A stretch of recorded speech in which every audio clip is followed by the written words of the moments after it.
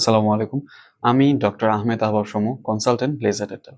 আজকে আমরা কথা বলবো দাঁতের ক্যাভিটি প্রতিরোধের সেরা উপায়গুলো নিয়ে।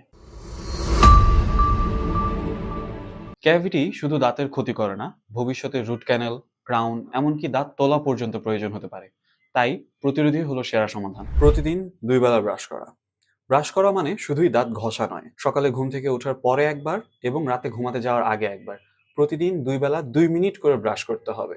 সঠিকভাবে দাঁতের উপরে, নিচে, চাবানোর দিকে সব জায়গায় সময় নিয়ে সুন্দর মতো পরিষ্কার করতে হবে। জিহ্বা পরিষ্কার করতে ভুলবেন না। আমাদের জিভে অনেক ধরনের ব্যাকটেরিয়া জমে থাকে, যেগুলো মুখের দুর্গন্ধ ও দাঁতে ক্যাভিটি সৃষ্টিতে সাহায্য করে। তাই প্রতিদিন দুবেলা ব্রাশের পর জিভ পরিষ্কার করার অভ্যাস করে তুলুন। নাম্বার 3, ফ্লোরাইড যুক্ত টুথপেস্ট ব্যবহার করুন। ফ্লোরাইড কেবলমাত্র দাঁতের এনামেলকেই শক্ত করে না, বরং এটি ক্যাভিটি তৈরিতে সাহায্যকারী ব্যাকটেরিয়ার বিরুদ্ধেও কাজ করে। তাই টুথপেস্ট কেনার আগে প্যাকেটের গায়ে দেখে নিন ফ্লোরাইড যুক্ত টুথপেস্ট কিনা। দিনে অন্তত একবার ডেন্টাল ফ্লস ব্যবহার করুন।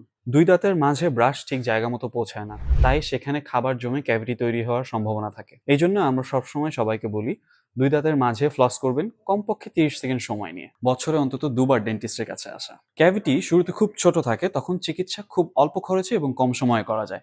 তাই আমরা বলে থাকি, বছরে অন্তত দুবার ৬ মাস পর পর আপনার ডেন্টিস্টের কাছে যোগাযোগ করে একবার চেক আপ করিয়ে নিন। দাঁতের ক্যাভিটি প্রতিরোধ করা খুব সহজ, শুধু এই সহজ নিয়মগুলো মেনে চললে। আজকের ভিডিওতে উল্লেখ করা টিপসগুলো আপনারা যদি অনুসরণ করেন, তাহলে অনেক দিন ধরেই আপনার দাঁত থাকবে সুস্থ ও মজবুত।